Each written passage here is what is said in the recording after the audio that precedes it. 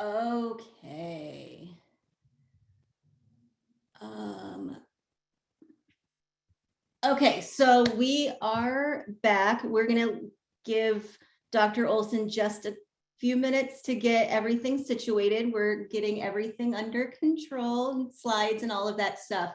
But I will stop sharing my screen in just a second. We have Dr. Christina Oleson with us today. Is it Who, behind if here? you don't know her, is one of the spinal cord injury doctors within the PM&R department at Metro Health. She spent some time on the COVID unit when the pandemic first started, throughout this pandemic, and You don't is know if treating that's it, patients right? with long COVID with spinal cord injuries. So her presentation is going to be awesome. I know it. And whenever you're ready, Dr. Olson, we can start sharing your screen and should be able to go. I don't know how to do this. Hi, Megan. I am having a lot of trouble sharing the screen. Here we go.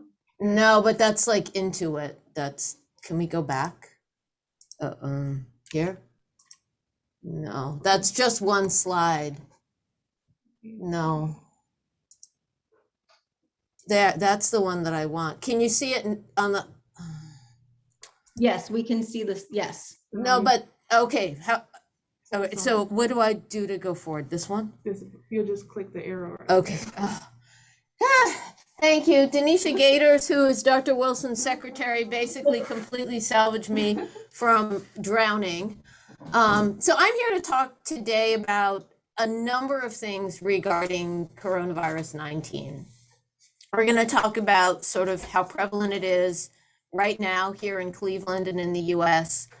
We'll talk about how some of the concerns that you reported have been published in the literature, not you specifically, but the SCI consumers, actually internationally and nationally, how people have been affected by it, and also addressing, actually even at the start of this, some of the questions that I'm getting almost hourly from patients, either via my chart or in clinic.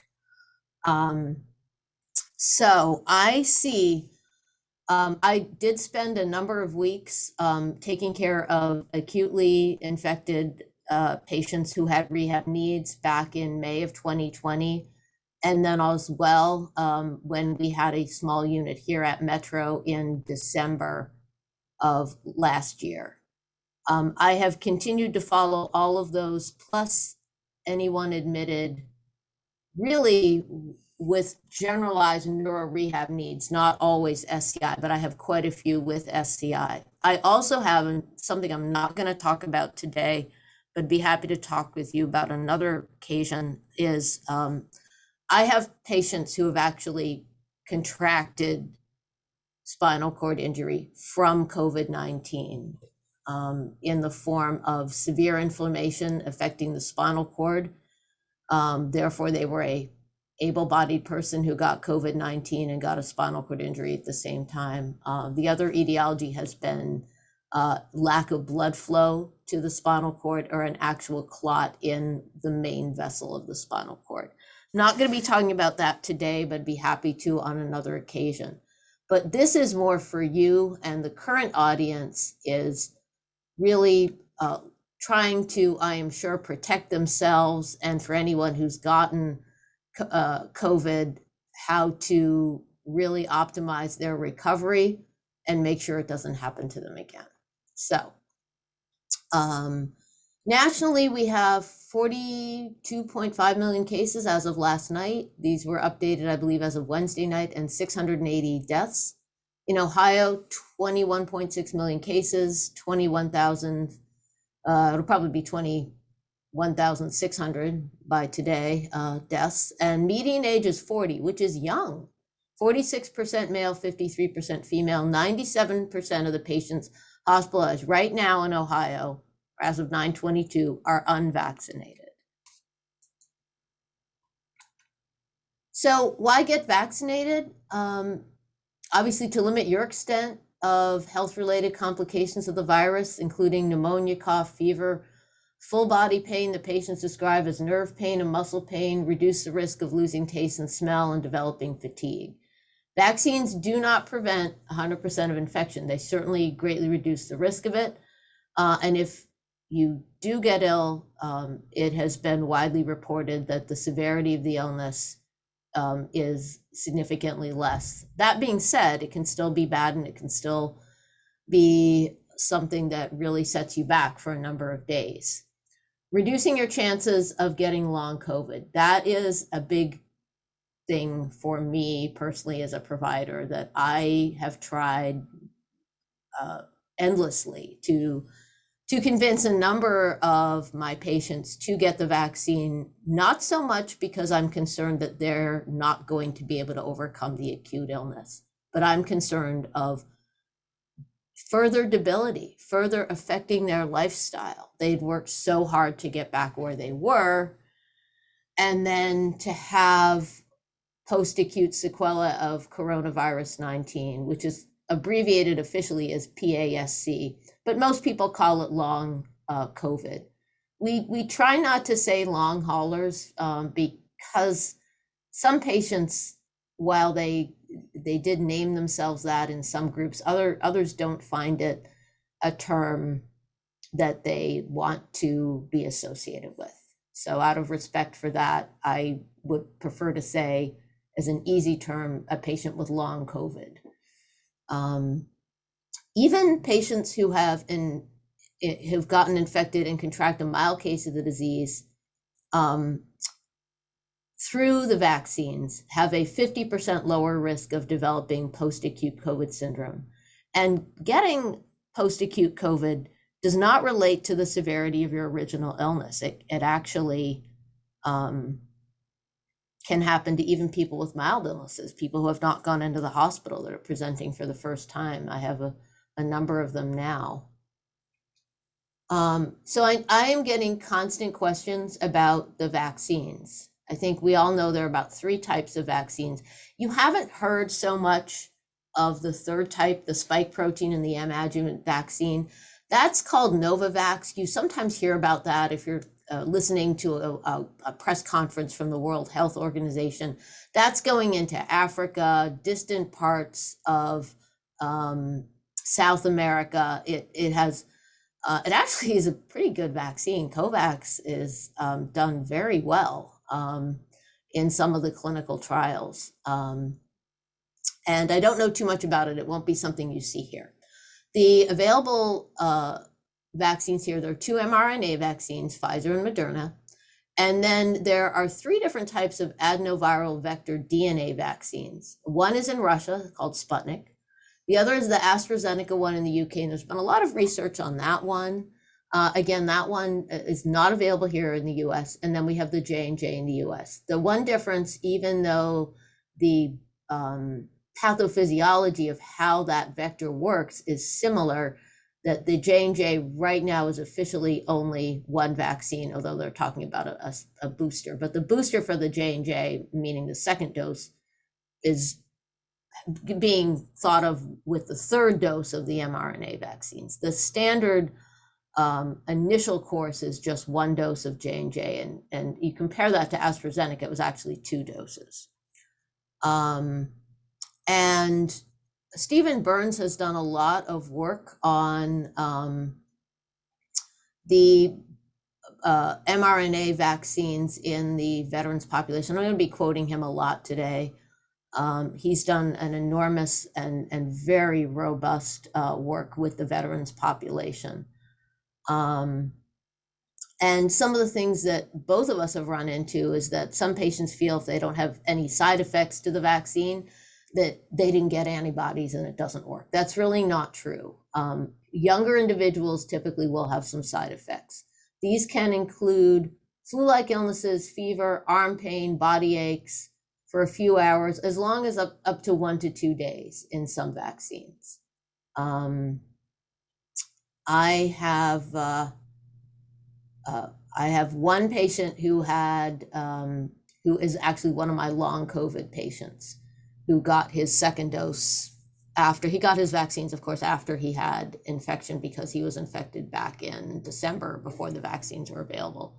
And his lasted a little longer, but he's also 86, and I have him home after 2 months in the hospital, which I think speaks volumes to how carefully Metro looks at patients and gives everyone a chance to recover, regardless of how sick they were and what their age was and the challenges that were faced by this gentleman. He's really done very well. So our immune system, I'm getting a lot of questions about, well, maybe my antibodies don't work. How do I know the difference? And what about my vaccine? If I'm spinal cord and I've decided to have the vaccine, I want to make sure it works. So I'm getting a lot of questions, especially after they watch the news. They're really only talking about antibodies. I know some speakers have talked about T-cell immunity, but it's very confusing to people. So I thought long and hard about how to make this easy and understandable to someone who's not in the medical profession. Like the difference between B cells and T cells and how we have both, and how if one wanes, the other one takes over, and it's more than a Band-Aid approach. So if you think about B cells are letting they could stop they produce antibodies, and the antibodies could stop the virus from coming into a cell. It's like the bouncer at the door. You know, if you're trying to get into a room, there's someone who's going to let you in, someone's not. Well, when the antibodies wane, there aren't enough bouncers to completely block those infections from getting in the body.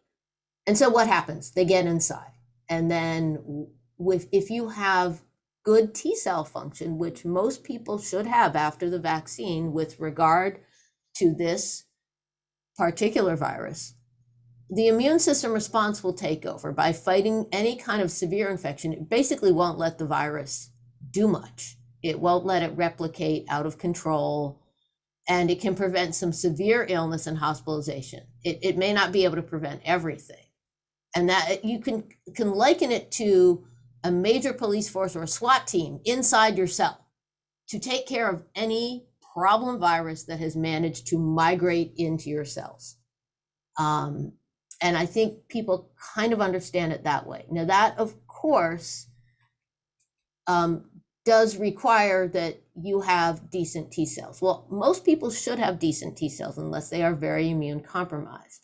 An example of a condition where you would have impaired T cells, and I think we've all heard about this. We've heard about CD4 counts and and T cell counts. Where did we hear that? When HIV and AIDS became known. And that was, of course, a number of years ago. But it would be patients like that didn't have good T cells, where you might not have that cellular immunity. So if you're a patient that has B cells where the antibodies are starting to wane, someone who's older, someone who may have gotten their vaccine 8 months ago who lives in a nursing home, and that patient happens to have HIV, they would be at particular risk of getting an additional infection. And that's one of the reasons, for example, a booster might be good for that patient. Spinal cord patients do get infections often. They do have other problems in terms of that. But in terms of these B cells and T cells, their immunity shouldn't inherently be any different because their conditions don't directly affect those cells. They affect the nervous system, and there's some indirect effects that can happen. But I think that you would be more apt to put yourself at risk for that if you're already acutely ill with a case of winter pneumonia or a UTI than you would be ordinarily out in the community. Okay. So then I've been getting a lot of questions about, well, how's my vaccine doing? Right now, what we have is this paper that was published very recently, actually last Friday. And it came out it came out about from the CDC about 45 minutes before the announcement about the boosters. And quite honestly, I think everybody in the press corps was at the other presentation and missed this one. This has not been reported. It's right on the CDC website. Please feel free to bring it up. You don't have to be a physician to get into the CDC website. You can just go to cdc.gov and pull it up for yourself. Now, I thought this paper answered the questions. Well, how good was my vaccine? Do I have enough protection, my antibodies apart from my T cells?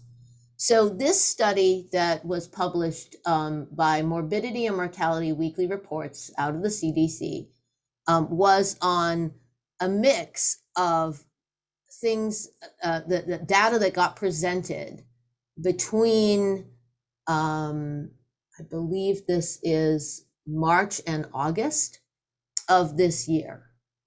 And they looked at individuals anywhere from 14 to 120 days after full vaccination and greater than 120 days for the 2 mRNA vaccines. But they didn't have a comparable one for the Janssen or the Johnson & Johnson. They only looked at 28 days after full vaccination.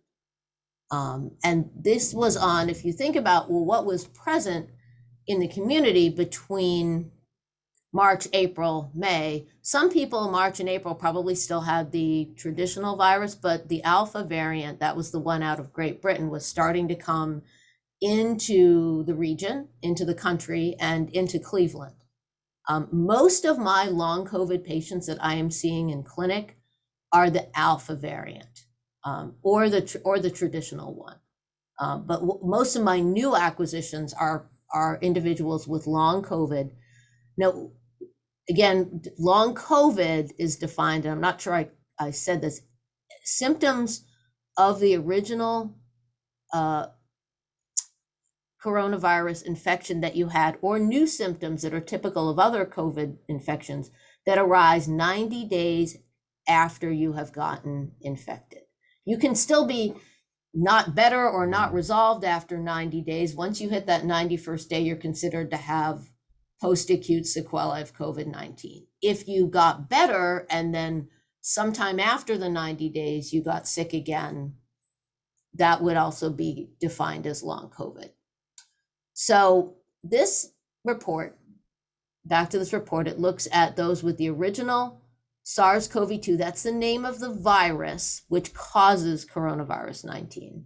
It also looks at the Alpha variant, that's the one from Great Britain that was around from March to June-ish, especially here in Cleveland. Delta was not really prevalent in early June. And then the Delta variant that has unfortunately been in town most recently and is on the rise here in Cleveland. So it's a mix. So this is telling us how effective the vaccines are against this mix of variants. So if you go back to the original time when people got the vaccine, between 14 and 120 days, the Moderna vaccine conferred about 93% effectiveness. Now, the pointer doesn't really work here for those looking online. I guess that's everybody, since this is only a remote conference. And I don't think you can see my mouse either. But I'm going to refer you to the fourth column over to the right, the furthest column over to the right, VE, meaning vaccine effectiveness. And then just below that line where it says 95% CI, that's the confidence interval. That means that researchers are 95% confident of their data. They found 93% protection against the virus, any virus that I guess would have been in town at that time. That would have been for that individual patient that was studied at that time. And then later, so you want to know what's going on after 120 days. And that's only 4 months, but that data goes between 4 and 6 months. It's still 92% effective. And the standard deviation there of 87 to 96, that means a good majority, that, 92 is the average, but a good percent below and above that, still 87% was the lowest for that standard deviation, meaning a good range above and below where most of the data is lying, is being found. That's pretty good. And, even if you look at, if you're more than 6 months out, I think that's actually quite promising. Again, that really hasn't been reported in the literature, and it might be one of the reasons that they're not pushing the Moderna booster right now, is that this report came out last week at the same time they announced the Pfizer boosters. It's the same group of people that published that. It's published by the CDC. So let's look at Pfizer. I think that probably more people in this area may have gotten Pfizer. That was what was being given out at the conference center downtown. I know that a lot of individuals, families went there, maybe not the spinal cord patients, just because of access. But for Pfizer, 14 to 120 days, pretty similar to Moderna, 91%. And then 120 days after the full vaccination, that range went down to 77%. Again, these are all of the variants, Alpha, Delta, and the traditional one. And then if we look at Johnson & Johnson, for 28 days after full, it went from 71 to 68, but it didn't wean much. It was 71 at the beginning and 68, but again, that's only before 28 days, after 28 days. There's some suggestions. I've read one report that the ramp up for the Johnson & Johnson is not done at 2 and 4 weeks. It may take a little longer. So it has a different time course. The others are at the top of the mountain at the end of 2 to 4 weeks. It may be that the Johnson & Johnson hasn't reached the top of the mountain until a few weeks later. And there was one report that had said that, but I haven't seen a follow-up, and that study had some issues, so I didn't list that specifically. Now, I've also been asked about the Delta variant. Now, that has prompted a good number of patients to finally consider getting vaccinated, which is good because the Delta variant is more formidable and the vaccines have not done quite as well with that report as it had with other variants. For the Pfizer, so I tried to line this up on this first box over at the left, where it says Pfizer, BioNTech first and second. So these are a number of studies, one out of the UK, which showed only 33% effectiveness with the Pfizer for the first dose, 88% for the second dose, 56% in the Canadian study and for the first dose, and 87%. And then there was a study out of Israel that only gave us the data on the second dose. That was 64%. That was the very first one.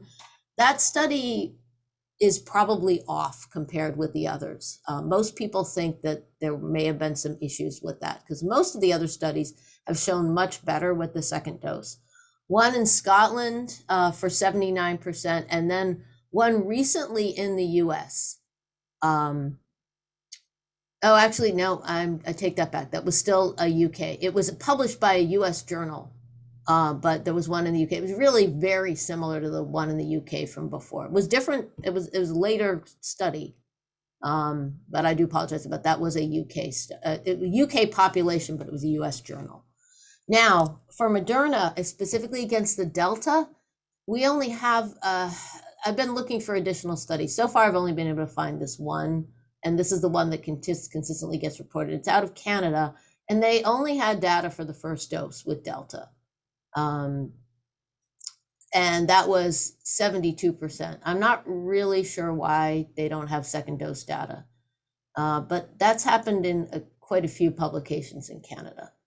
The AstraZeneca, now, again, that's only available in Great Britain. And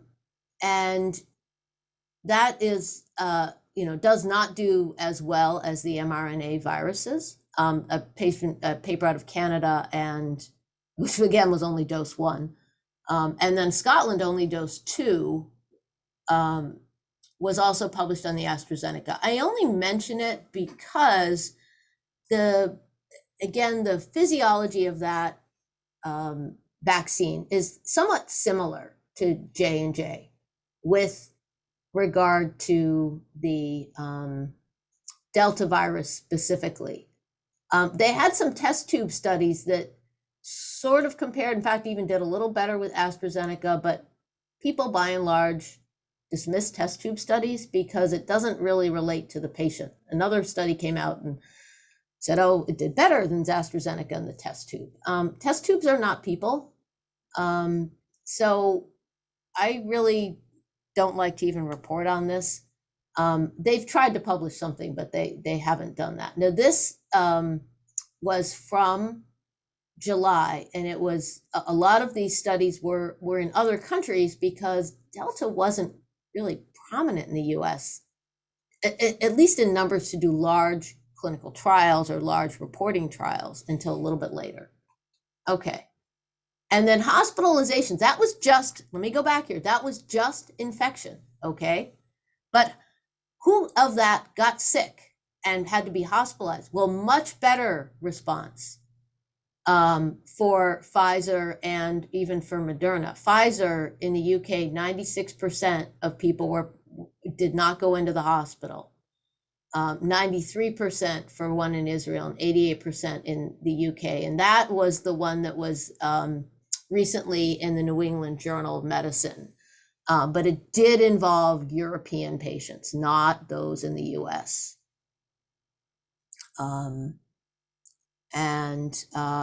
I think it was because the Delta variant was over there first.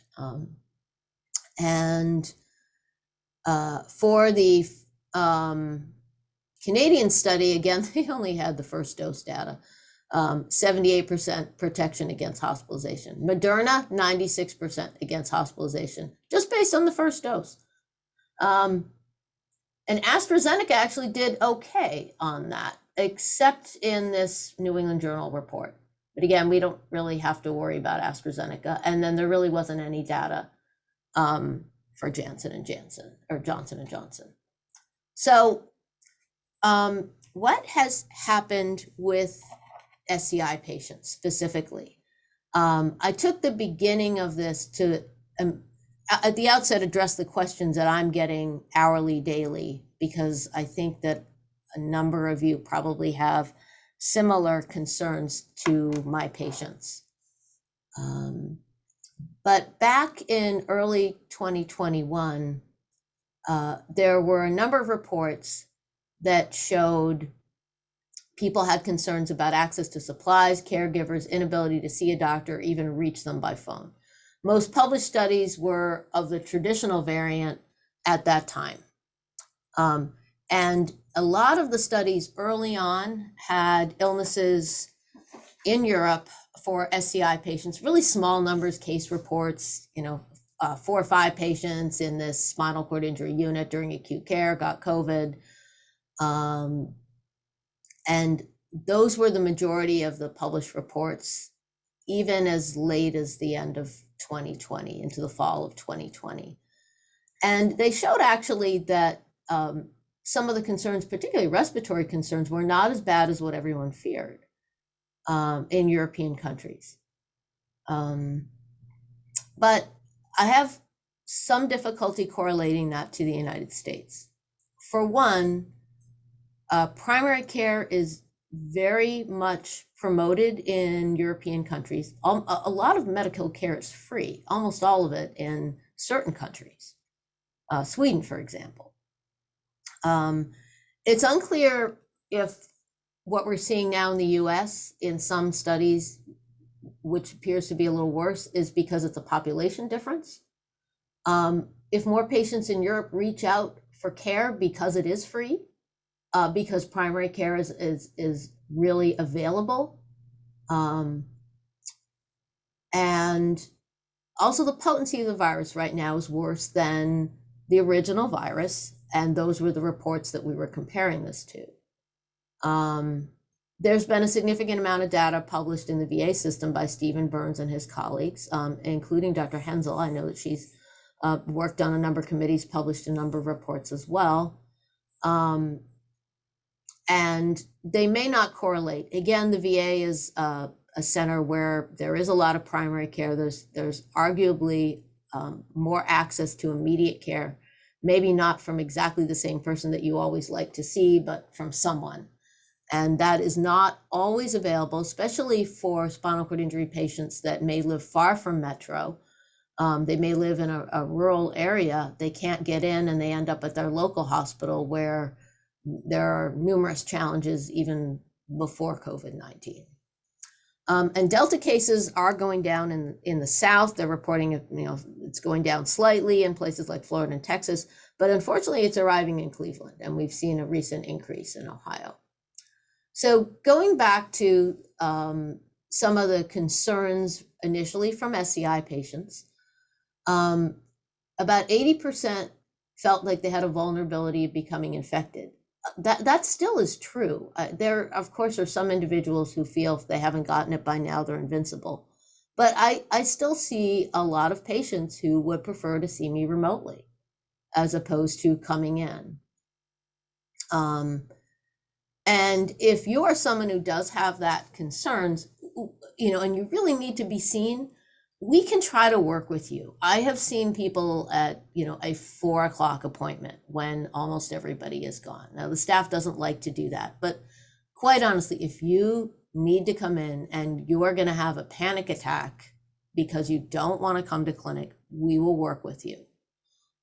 There were additional concerns on access to caregivers, 43%, inability to get routine medical supplies, challenges getting tested if you have symptoms. I mean, you're going to have a helper come in. Well, if they think you're positive, maybe the person who usually drives you to doctor appointments doesn't want to come in. That was a big concern. Unable to get access to transportation. You usually use a transportation company, but they're not seeing any patients out in the community because of COVID. That was a huge issue with getting people into my appointments, I know.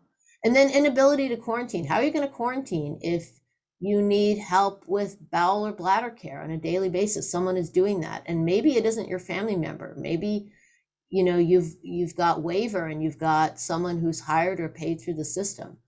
And so I really want to commend. This was literally a 4-day whirlwind survey involving numerous patients. And Dr. Stillman put that out. I knew him from Jefferson. I go way back with his mother, who was my one of my mentors at University of Massachusetts Medical School. And so he's done a great amount of work on this as well, particularly in primary care. He's a primary care doctor, actually, who takes care of SCI patients. And then Mondin had done a series at the University of Minnesota. I'm sorry, I guess when I cut and paste, that's concerns of SCI patients. Part of that got cut off there. I know that this report talked about medical rationing and discrimination, including being denied access to ventilator if hospitalized, and to medical care in general. I personally had a patient, one SCI patient who was home on event, and another who was an ALS patient. And the ALS patient said to me, Dr. Oleson, if I have to go in to the hospital, I'm on my trach collar and I usually use my vent at night. They're not going to give me my vent at night. They're going to take it to someone who has a higher life expectancy. And he was so panicked. Obviously that didn't happen, but he was extremely worried. And that just spoke volumes to me to how many other SCI patients living at home had difficulties. Impact on care in the home and medical supplies, 60%. I was training caregivers that were working ordinarily and had essentially waiver or hired help for their caregivers. We were going through on Zoom lessons, trying to teach someone how to cath. And then impact of mental health, that was among the highest percents in this study. I'm sorry, I don't have that full reference for you. But then this paper is one that I really want to discuss in detail. It's by Stephen Burns, by a number of individuals at the Veterans Hospital Administration. It was presented at the recent ASCIP meeting. He's also presented it on webinars. And I think I may have, okay, yeah. The take-home points from this study, and this was something that I believe is also available for free download. If you just have to go on to PubMed and try to find that, and the full reference is at the end. And he found that, and this is sort of a direct quote, that between March 9th and June, which was just at the beginning of the Delta variant, that COVID-19 was identified in 140 individuals in the very large population of veterans with spinal cord injury and disorders. So that includes non-traumatic spinal cord injury, people with infarcts or got spinal cord injury due to a severe infection way back that had nothing to do with COVID, but other things that were not traumatic in the form of a motor vehicle accident or a gunshot wound or a fall. This sample excluded anybody with ALS or MS, multiple sclerosis. ALS is also known as Lou Gehrig's disease. I think people are familiar with that. Those patients are seen in the veterans hospitals, actually, but this study did not involve them. And they found that of the patients, those 140 with infection, their average age was 67, which was older. Remember I said that right now the average age is about 40, but it's getting younger. Back in the beginning, it was certainly older. And the age impairment Ds, which are patients, we grade people from A to D in terms of what we now call the international standards of classification of spinal cord injury. But as a easy term, people still call it the Asia exam, or I'm an Asia B or an A, I'm complete, incomplete. D is incomplete, usually moving the legs, not necessarily being able to walk, but possible. Those patients were actually 48% of those infected with COVID-19. And all the others were 16, 17, and 18%. And of those 140 veterans who tested positive, 26 or 19% did die as of June 30th, 2020. And all with all except one death occurring within 30 days of testing positive. So what that says to me, that if you have gotten this illness, even if you're not sick, please reach out to your rehab doctor and your medical doctors, because we really can help. I've been dealing with this ever since about April or March of 2020, actually taking care of neurologically complex patients with COVID-19, both from a rehab and at times a medical perspective. And the additional conclusions, the case fatality rate in veterans with SCI was 19% versus 7% in similar age veterans. Dr. Burns and colleagues said that despite these limitations of the veterans population maybe being older, they may not represent the overall US population in many ways. They may have more primary care, but they may be sicker in many aspects. That this population appeared to be experiencing a higher case fatality rate and infection compared with the general population seen in the veterans hospitals. And individuals with SCI, given they may have increased risk if they're tetraplegic of getting pneumonia, they may have increased risk of getting other infections. If they get extremely ill, there would be additional challenges. That being said, I have not lost any SCI patients due to COVID-19 that I am aware of, especially ones that I've directly treated. The one patient that I lost actually was one of mine from the original unit who had a stroke, and that was a very sad case for me. She actually had made it back to clinic. I'd actually seen her multiple times, but ultimately long COVID involves many things.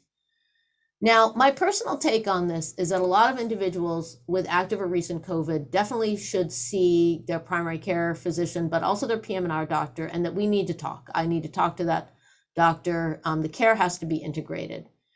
And a good number of patients really feel that they just have a UTI.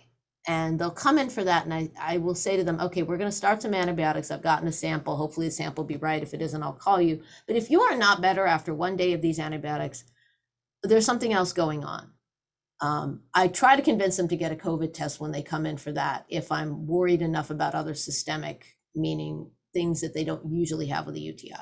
If they usually have muscle aches and cramps and abdominal pain with a UTI, I wouldn't necessarily test them. But if that's unusual for them, I would absolutely test them.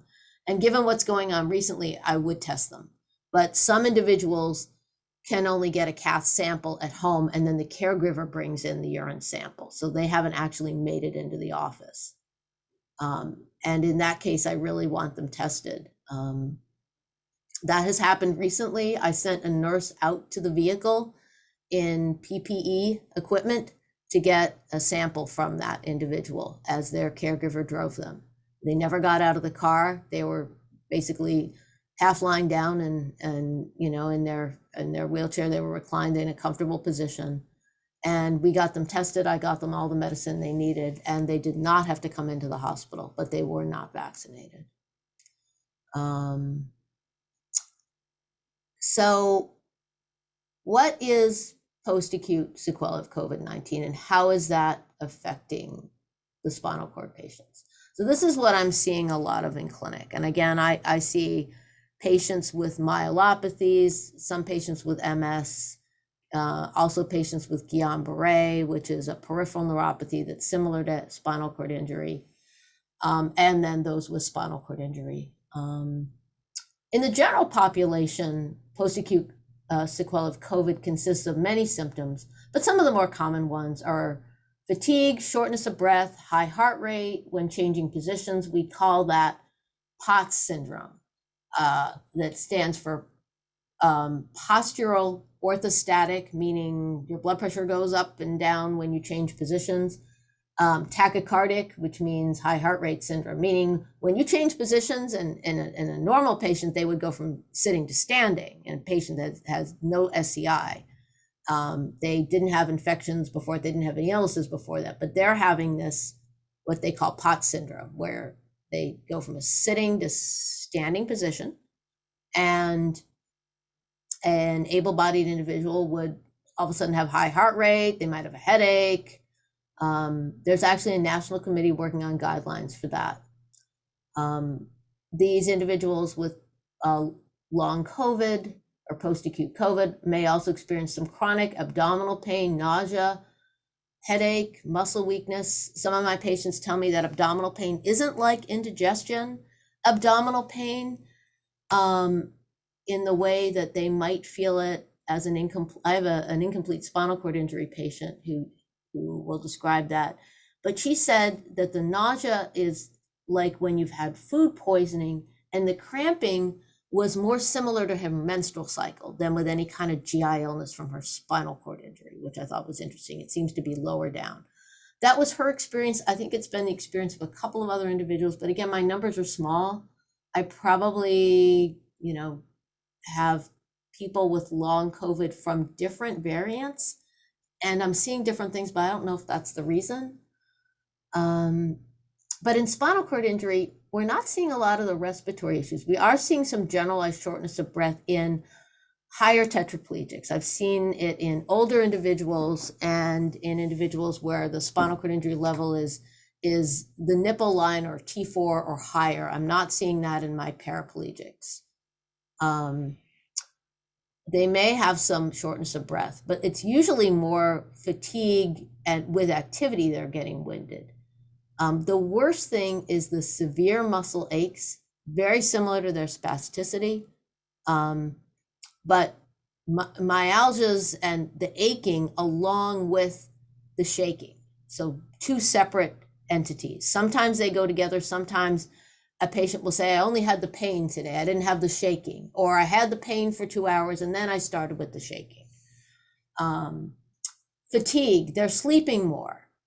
And a number of the people that had UTIs had it probably after they got COVID, including that one that I said was tested recently. And the reason he said, yeah, you know, I've just been so tired. And I said, why are you so tired? Oh, I'm getting my kids ready to go back to school. And at this point, I'm thinking, oh goodness, did the kids give it to him or did he give it to the kids? I don't know ultimately if the kids were tested. They are completely fine. I think they had to quarantine after he tested positive. But you know, he had multiple exposures and was not vaccinated. So that does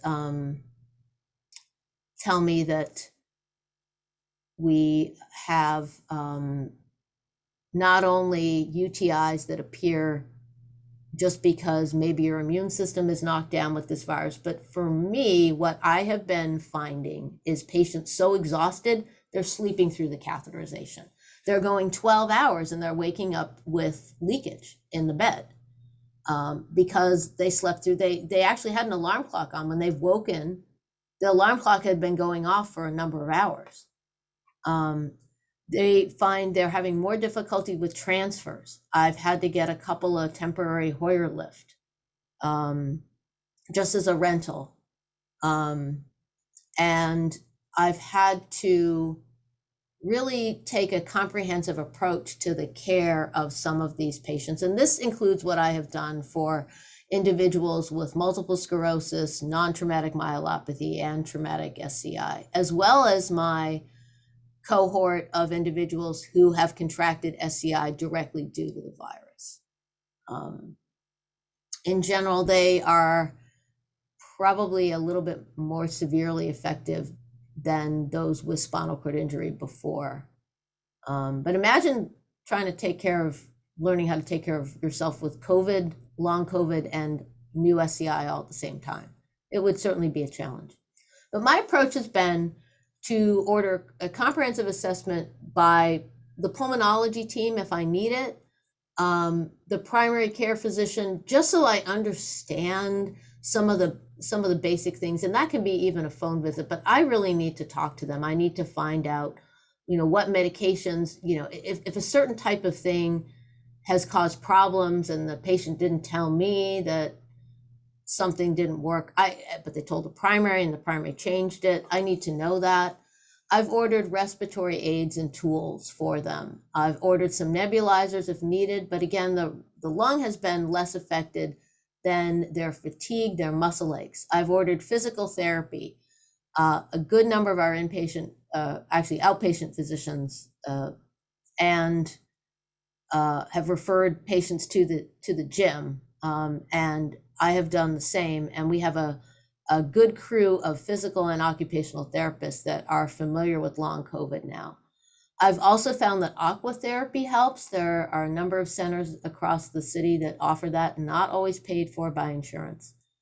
A nutritional assessment, changing some medication doses. Maybe things are making patients too fatigued.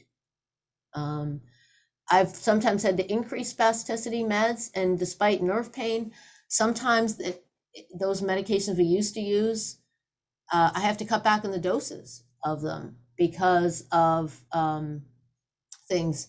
Sorry about this. Again, I cut and paste from another presentation, and I think I cut half of the word twice for equipment here, but I've had to order new equipment, including power additions like the smart drive to chairs, or even a power assist chair, more DME, especially things for the bathroom, increased caregiver hours, and very frequent calls to me and visits in the office. I've expanded my clinic time to make room for these individuals, and I've also had additional remote visits. So if you have long COVID, or if you've had COVID and you're still dealing with any kind of symptoms whatsoever, we want to hear from you. I've heard a number of you tell me that, oh, I still didn't get my taste and smell back, but I'm okay. Well, believe it or not, someone's come up with a rehab program for the taste and smell. So I'm not sure if it works or not. I'd be interested in speaking with him and doing virtual three-way visits if that's an interest. This individual's actually at Vanderbilt, I believe. But he's got a taste and smell recovery program going. But I need to find out more from you. And we can really only improve on this challenge by getting feedback from the SCI community. And I can be contacted through my chart if you're one of my patients listening today. Even if you're lost to follow-up or haven't come in, I'm still available. And also via Megan Hammond at United Spinal, she can get me in touch with you in a way that doesn't put information into your chart, but I also don't want to correspond with you about medical things in a non-secure platform. But we also, have other virtual visits and things we can offer. I am part of the long COVID team of providers here. And we've started to write some national guidelines on a number of challenges that long COVID patients have, including breathing, including fatigue. I was on the writing group that helped develop the guidelines for breathing. And they have promised me that some specific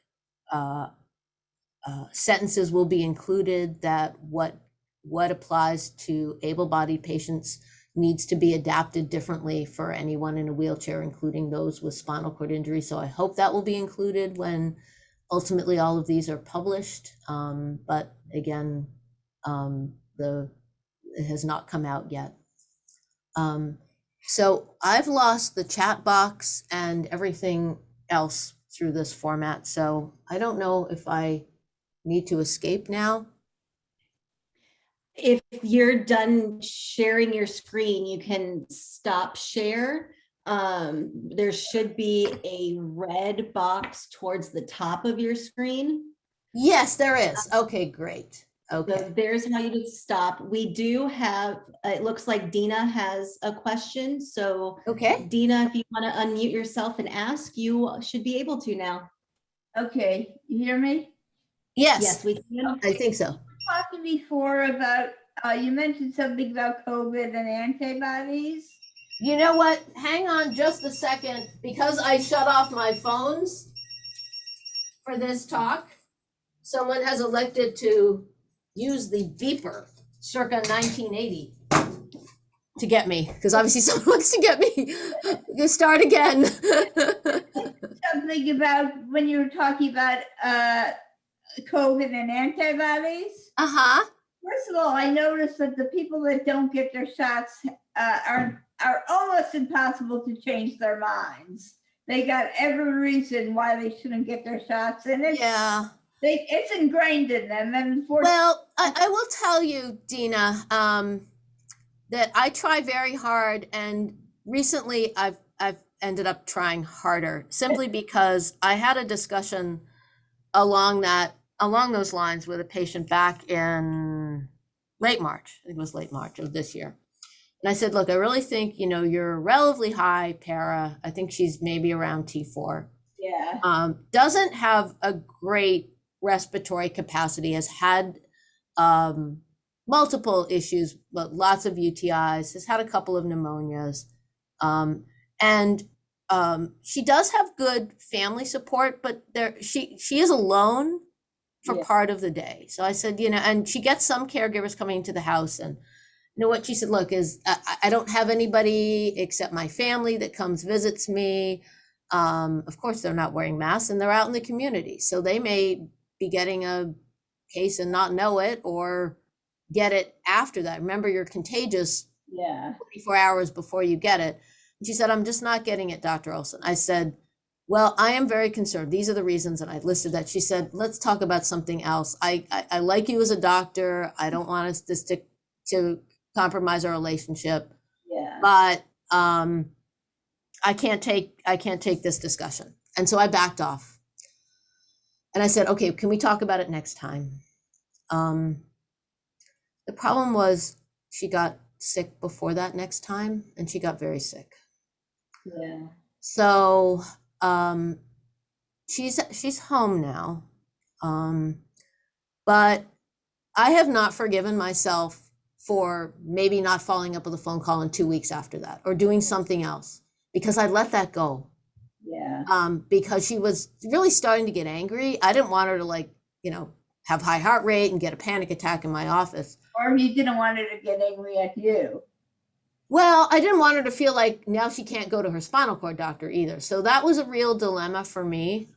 But I think about that a lot. It actually, I was frankly so upset with myself that I got off the wrong exit of the highway, which happens a lot when I get upset with myself. I start thinking about that, and I'm driving safely, but I'm continuing to stay on 480 or 271, well beyond my exit to get off. Okay, well, actually, that wasn't even my question. Oh, dear. But the people I'm talking about are people without spinal cord issues. But Okay. my question is actually this. Okay, so I have a family member, because there are plenty of them. I have a family member who doesn't want to get a shot, and she got COVID, and that was months and months ago. And when I encourage her to get her vaccine, she tells me she doesn't have to, because when she got when she got COVID, her body created antibodies, and because she still has antibodies, she can't get COVID. I said, how do you know you have antibodies? You had it months and months ago. She said, oh, she had a blood test, which shows she still has antibodies, and as long as she has antibodies, Yeah. she can't get. So the test for antibodies are not great. I have ordered it on a number of my patients who fit into that category that had spinal cord injury, and their antibodies after 90 days were not detectable. Okay, but that's a spinal cord injury patient. So in the general population, probably they would have some antibodies, but their protection will be largely depleted at 90 to 120 days. Okay, and I wish, one of my patients really wanted to come with me to this talk today. He doesn't have spinal cord injury. He has a myelopathy condition, and he'd been in the hospital with the traditional variant, and he'd had an infected joint. So we had to go into a nursing home because he really couldn't take care of himself. He's, I think, about somewhere between 65 and 70, and he got it again at the nursing home, and he got the alpha variant. So he's gotten it twice, and then he got more sick with that. And he said, if you have any patients who say you can't get it twice, I want to talk to them. Yeah. So. Unfortunately, I have another family member who had it, and she just went overseas and got it again. Yeah. Not bad, but was quarantined for half her trip. Yeah. And now I said, so you're going to wear a mask when you get home? And she says, I'm not wearing any mask. I wore a mask. I got the vaccine. Look what happened. If they're worried about getting COVID from me, they can wear a mask. I'm done with that, Yeah. So I'm not quite clear on that last one. That one got it months ago and then got it a second time. She already had COVID. She had all her vaccine. Okay. No. Is it? No, she had COVID. She had all her vaccines, and she got it again. So I was hoping when she comes home from out of the country, she'd at least wear a mask. But no, she said, you know what? I got my shots. I got COVID. Yeah. I'm with that. I'm not wearing a mask anymore. This number, they're constantly paging me, and I'm in the middle of giving a lecture. Sorry, they're paging me again on this beeper. I'm so sorry. That she was supposed to, and she's had it. Okay, great. Any other questions? Hello? It does not look like there's anything, and we are at the end of our time, but Dr. Oleson, thank you so much for that presentation. That was wonderful, full of so much great information. Sorry, I'm not in the picture. We're having a few camera issues here. It's not a problem. There I am. There we Okay, go. Yeah. great. So, Well, thank you so much. all right. Thank you. Bye.